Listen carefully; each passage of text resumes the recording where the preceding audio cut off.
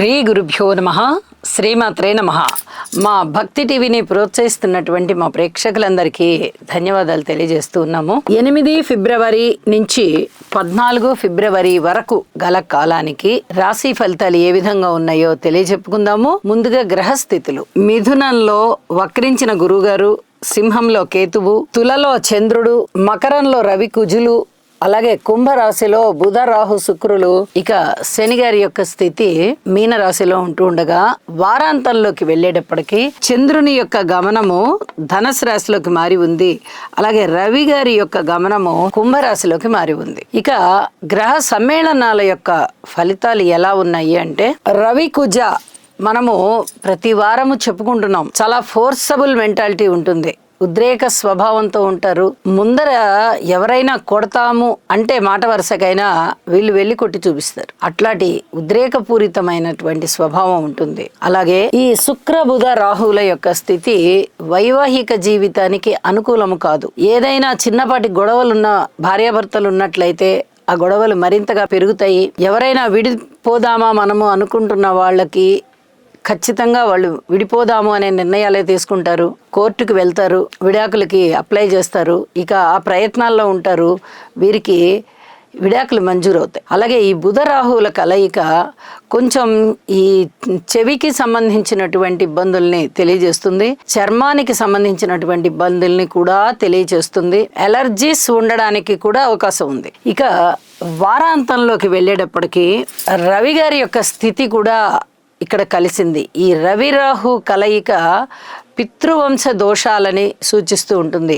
ఎవరికైతే జన్మజాతకంలో పితృవంశ దోషాలు ఉన్నాయో, అంటే జన్మజాతకంలో రవి రాహు కలయిక లేదా దృష్టి ఉన్నదో, వారు ఇంతవరకు గనక పరిహారం చేసుకోకపోయినట్లయితే మళ్ళీ అదే గ్రహస్థితి వస్తోంది, కొంచెం ఇబ్బంది పడతారు. అలాగే శుక్రునితో కలిసి ఉన్నందువల్ల శుక్రుడు అస్తంగత్వం చెందడం కానీ, ఇవి కూడా ఈ వైవాహిక జీవితానికి సంబంధించి ఏమాత్రం అనుకూలత లేని ఫలితం అన్నమాట.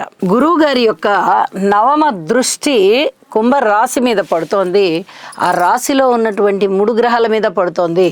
వారాంతానికి వచ్చేటప్పటికి 4 గ్రహాల మీద పడుతోంది. కొంచెం ఉపశమనం అంటే ధనము ఎక్కువ రావడము, ఈ ఛాందస భావాలు కొంచెం తగ్గిపోవడము, వ్యాపార లావాదేవీలు బాగుండడము, అలాగే కొనుగోలు అమ్మకాలకు సంబంధించిన వ్యవహారాలు కూడా కొంచెం ముందరికి వెళ్ళడము, జ్ఞానం బాగా ఇనుమడించడము, ఇట్లాంటివన్నీ జరుగుతూ ఉండడానికి అవకాశాలు ఉన్నాయి అని చెప్పి తెలియజేస్తున్నాను.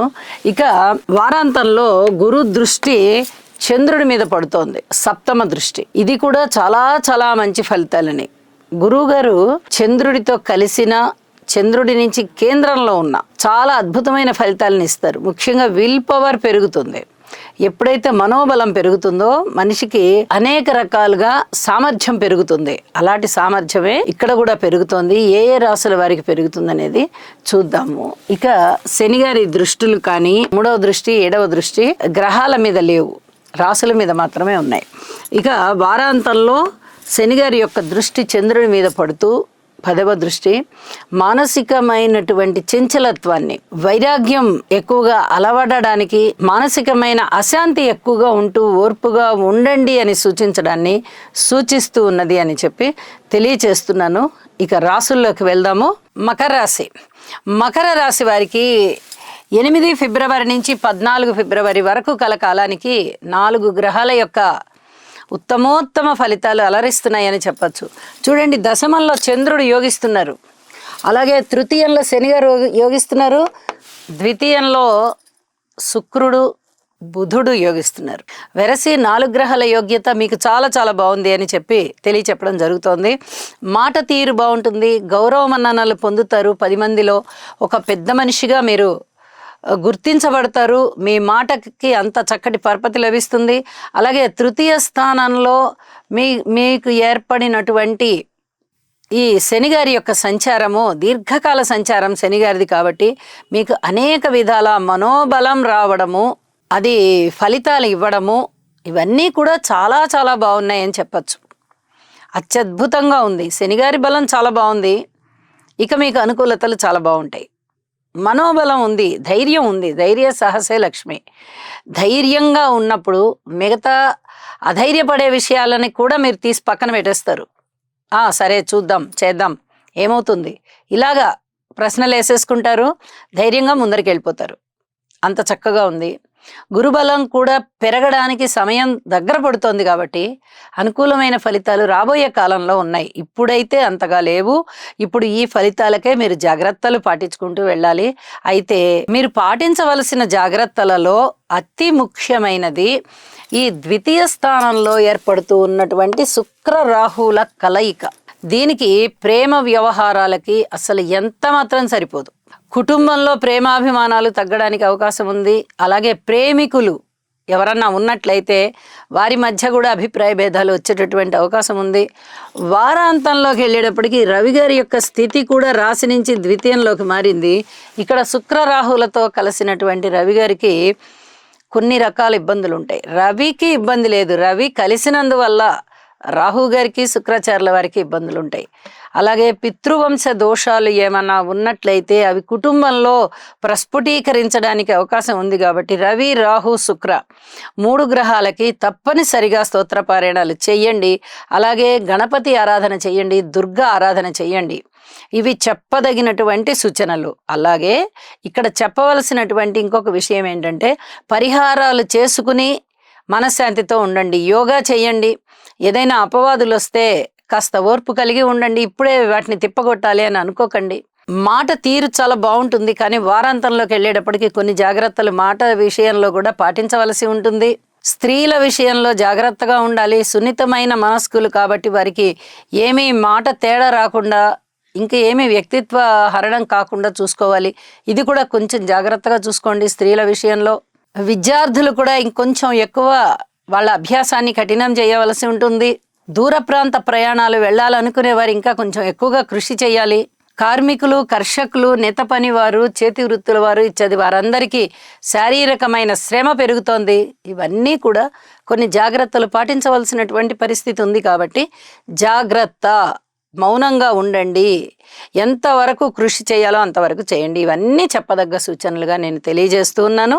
ఇష్టదేవతారాధన చేయండి, శివారాధన చేయండి. మరింత ప్రశాంతం జీవితంతో ఉండండి. శుభం. రవిగ్రహ అనుకూలత కొరకు జపాకుసుమ సంకాశం కాశ్యపేయం మహాద్యుతిం తమోరిం సర్వపాపఘ్నం ప్రణతోస్మి దివాకరం. ఓం హ్రాం హ్రీం హ్రౌం సహ సూర్యాయ నమః. రాహుగ్రహం యొక్క అనుకూలత కొరకు అర్ధకాయం మహావీరం చంద్రాదిత్య విమర్దనం సింహికా గర్భసంభూతం తం రాహుం ప్రణమామ్యహం. ఓం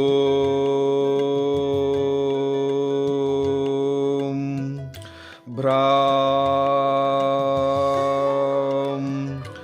భ్రీం భ్రౌం సహ రాహవే నమః.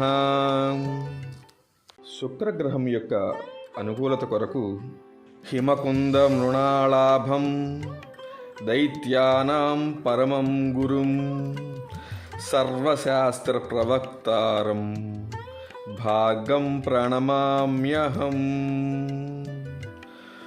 ఓం ద్రాం ద్రీం ద్రౌం సహ శుక్రాయ నమః.